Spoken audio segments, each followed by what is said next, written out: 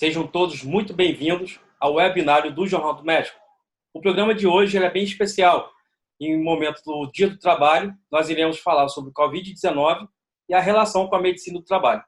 Para poder falar sobre esse assunto, nós estamos recebendo o presidente da ACENTE, Associação Cearense de Medicina do Trabalho, Dr. Leonardo Cabral. Doutor, seja muito bem-vindo e obrigado por aceitar o nosso convite.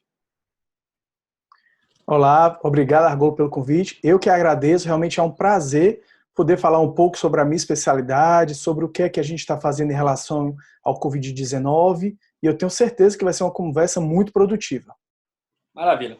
Doutor, o Dia do Trabalho no atual cenário, com a pandemia do novo coronavírus, ele é um momento, claro, de muita reflexão, né? Além dos cuidados redobrados dos profissionais de saúde em seus ambientes de trabalho. Como a entidade ACENTE tem trabalhado contra a prevenção dessas doenças no exercício profissional desses trabalhadores, os controles dos riscos ambientais em função ao Covid-19, como tem sido feito esse trabalho da instituição? É uma pergunta muito oportuna. Nós entendemos que o médico do trabalho ele tem um protagonismo muito grande nesse momento, principalmente porque o médico do trabalho ele vai ser um elo entre a saúde e o setor produtivo. Atualmente, nós temos mais de 30 milhões de empregados no país e eles, evitavelmente, irão passar em algum momento por uma avaliação do médico do trabalho. Então, nós entendemos que é importantíssimo, até na questão das empresas que estão em funcionamento como serviço essencial, para a retomada das empresas que vão retornando de acordo com o que vem sendo imposto pelo governo do Estado, pelo Ministério da Saúde, a gente acha realmente que o médico do trabalho tem o conhecimento para fazer essa transição de uma melhor forma. Atualmente, quais são as recomendações que a gente dá? Todas elas baseadas no Ministério da Saúde, na Organização Mundial da Saúde e principalmente da nossa associação, né, a Associação Nacional de Medicina do Trabalho, a ANANT, que é a federada da ACENTE. E, principal, o incentivo ao home office. A gente vê que várias profissões e vários trabalhadores já estão em home office, então essa é uma medida muito eficaz, você tirar as pessoas do ambiente de trabalho e colocar em casa. Aquelas empresas que estão com funcionamento, tentar garantir o distanciamento entre os trabalhadores, mínimo de 2 metros, é outra recomendação. A questão da jornada, daqueles que estão trabalhando, tentar, com medidas eficientes, jornadas diferenciadas, em turnos, para você evitar que vários trabalhadores compartilhem o mesmo espaço naquele momento. E medidas de higiene de uma forma geral, a limpeza do ambiente de uma forma rotineira, programada, com controle, limpeza de ar-condicionado, do duto de ar, locais como corredor, maçanetas, enfim, uma limpeza rigorosa. Essas são algumas das medidas que a gente vai passando, né, que, como eu lhe falei, estão em acordo com o que a OMS está solicitando para os ambientes e a própria ANANT. E é óbvio, o médico do trabalho ele também vai ter uma grande importância na questão do esclarecimento dos trabalhadores, do treinamento, da forma adequada e de trazer informações atualizadas sobre o combate a essa pandemia. Perfeito, doutor. Com relação aos estabelecimentos de saúde, né, onde os trabalhadores estão atuando, que é um serviço essencial, o que a entidade tem observado quanto ao cuidado que esses estabelecimentos estão tomando perante aos seus trabalhadores? Bom, no meu entendimento, tanto os hospitais públicos e privados, eles estão mostrando que realmente estão buscando soluções adequadas com aquilo que o próprio Ministério da Saúde estabeleceu. Quais são as principais medidas? O primeiro é o estudo do fluxo do paciente. O paciente com suspeita ou já o diagnóstico de Covid-19, no momento que ele adentra um ambiente hospitalar, ele precisa ser monitorado o tempo todo. Isso para quê? Para evitar que ele contamine outros pacientes que estão com outras doenças, que eles acabam contaminando a equipe médica, a equipe de enfermagem, todos os profissionais de saúde. Então, o controle do fluxo é importantíssimo. O que a gente tem visto é que realmente os hospitais estão fazendo áreas próprias para o atendimento de Covid-19, hospitais exclusivos para o atendimento de Covid-19, ou seja, acaba que mantém realmente a atenção mais fácil, tem uma maior chance de conseguir neutralizar essa exposição. Essas são algumas medidas gerais. Outra medida importantíssima, certo, que a gente tem que citar, é a disponibilidade dos equipamentos de proteção individual. É dever, obrigação da instituição hospitalar fornecer para todos os seus trabalhadores os equipamentos adequados. A gente pode citar aqui máscara, luva, a máscara N95, o protetor facial, o capote, o avental, enfim, são vários equipamentos. É bom lembrar também que esses equipamentos, o seu uso vai ser determinado para o procedimento que vai ser realizado. Mas tem que haver essa disponibilidade. Por quê? Porque a experiência dos outros países que avançaram nos casos antes que o Brasil mostra exatamente isso. Que quando a gente começou a ter uma curva de desabastecimento desses equipamentos, começou a ter um aumento expressivo do caso de contaminação entre profissionais de saúde. Então, se a gente não atenta a isso e não disponibiliza o EPI adequado, esses casos podem aumentar. Da mesma forma, o treinamento. O profissional de saúde que recebe o equipamento, ele precisa ter um treinamento adequado. A forma dele se paramentar e principalmente a forma dele se desparamentar. Já que, de novo, também os relatos mostram que durante esses procedimentos é onde tem o maior risco de contaminação pelo profissional de saúde. Doutor, caso um profissional de saúde ele venha a contrair o coronavírus no ambiente de trabalho, no hospital, numa UPA, enfim, e se caso, infelizmente, vir a óbito, isso pode ser considerado como um acidente de trabalho? Outra ótima pergunta. E essa realmente é um debate que estamos fazendo. O que é que a gente tem de informação? A medida provisória 927 desse ano, ela colocou lá que o Covid-19 não vai ser considerado doença ocupacional, exceto os casos que é realizado o nexo. Então, qual é o nosso entendimento? Baseado na resolução 2183 de 2018 do Conselho Federal de Medicina, onde ele fala exatamente como o médico do trabalho realiza o nexo ocupacional, ou seja, como ele relaciona a doença ao trabalho, a gente analisa diversos fatores. O que eu quero dizer? É importante que cada caso precisa ser avaliado de forma individual pelo médico do trabalho responsável pela instituição hospitalar ou, no caso, do Estado. E o que é que ele vai analisar? Primeiro, os fatores individuais. Como foi o quadro clínico desse paciente? Qual foi o período que ele ficou entre o início dos sintomas e os fins dos sintomas?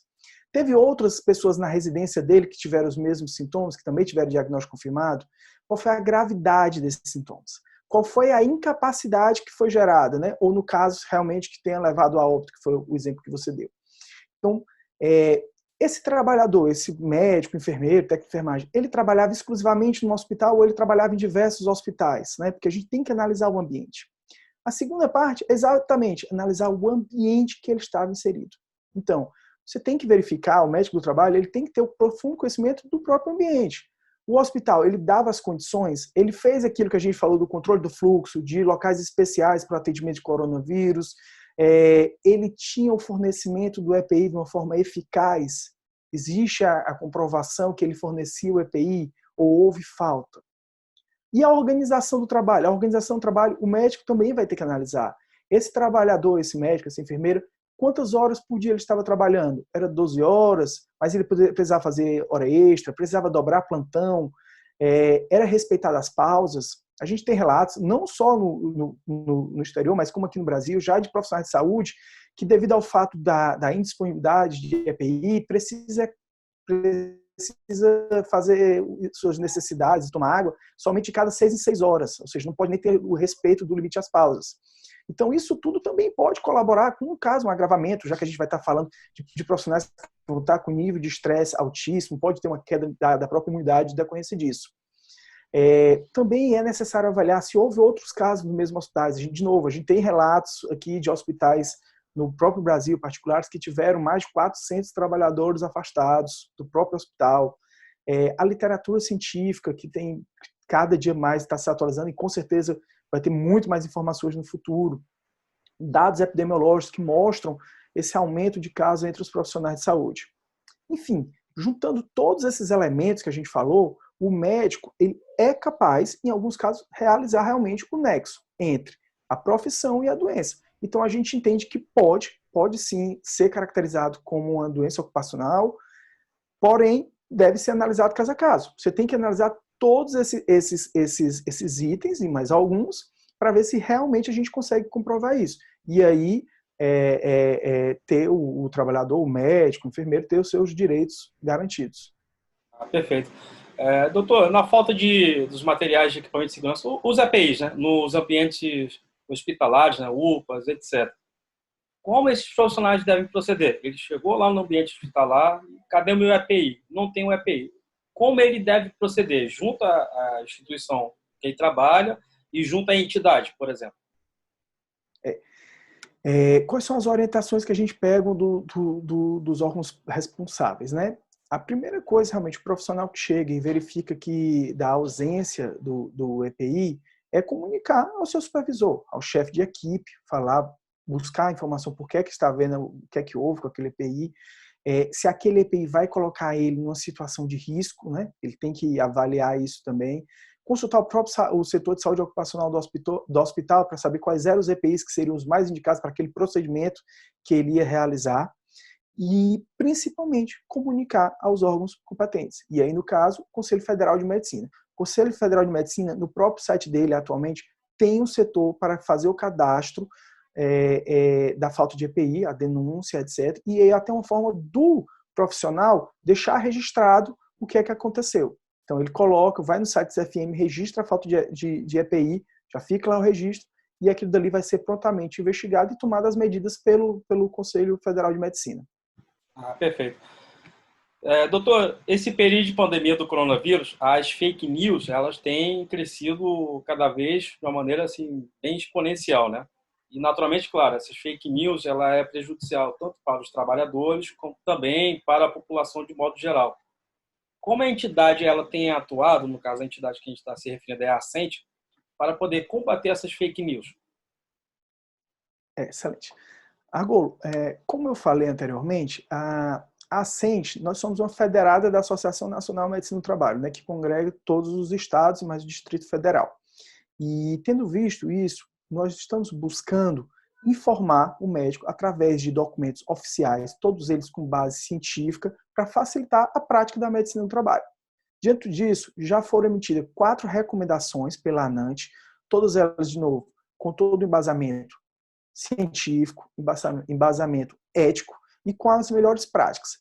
Foi feito também uma nota conjunta junto com a AMB e o Conselho Federal de Medicina, e o principal foi o guia prático para o combate ao Covid, voltado também ao médico do trabalho, onde a gente fala, tem algumas orientações, como essas que a gente falou em relação ao nexo ocupacional, como deve ser feito o atendimento dentro das empresas, o papel do médico do trabalho nesse momento. Então, dentro do website da ANANT, que eu convido todos a visitarem, você pode ter acesso a esses documentos, onde a gente volta para os médicos de forma geral, mas também para os nossos associados, quais são as medidas mais atuais, quais são as medidas que estão recomendadas com bases realmente científicas para esse momento. Perfeito. Doutor, tem uma pergunta aqui para o senhor. Pós-pandemia, o que o senhor, particularmente, o senhor acha que deve acontecer, tanto no cotidiano dos profissionais de saúde, como também da própria sociedade?